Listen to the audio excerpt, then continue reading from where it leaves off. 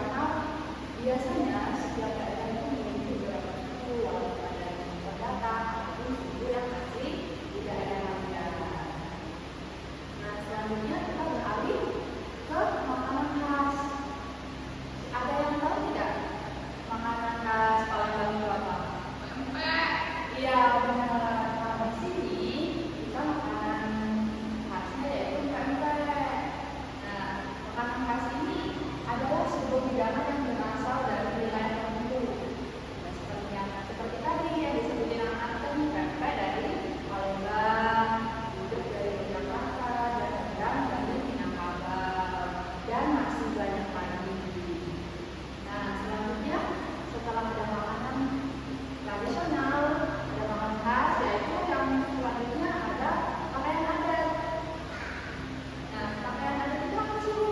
Jadi pakaian adat itu adalah sebuah kostum yang berfungsi sebagai identitas dari sebuah daerah.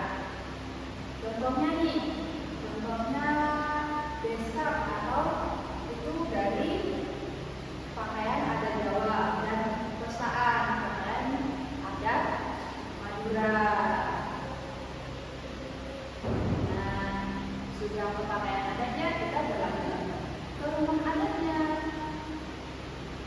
Kalau rumah adat itu merupakan identitas bangunan suatu daerah, rumah adat juga dipengaruhi oleh kondisi grafisnya. Contohnya apa, Bu? Nah, seperti di rumah Gadang itu, kayak di rumah Gadang dan Minangkabau itu,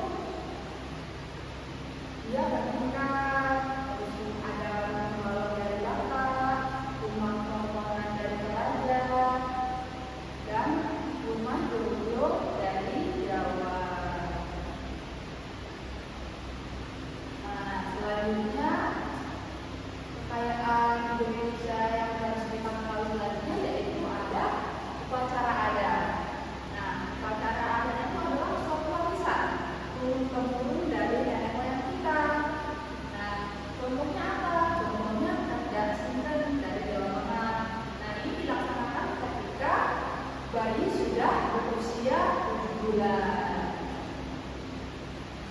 Nah, terus ada lagi ya, kalau dari Bali itu biasanya ada upacara ngaben, karena Bali itu berbeda keyakinan ya dengan Islam. Jadi kalau Islam tadi itu bukan di tanah, sedangkan kalau di Bali itu dibakar.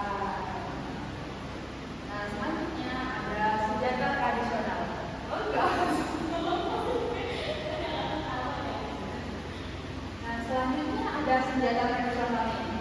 Nah, senjata tradisional ini berperan membantu nenek kita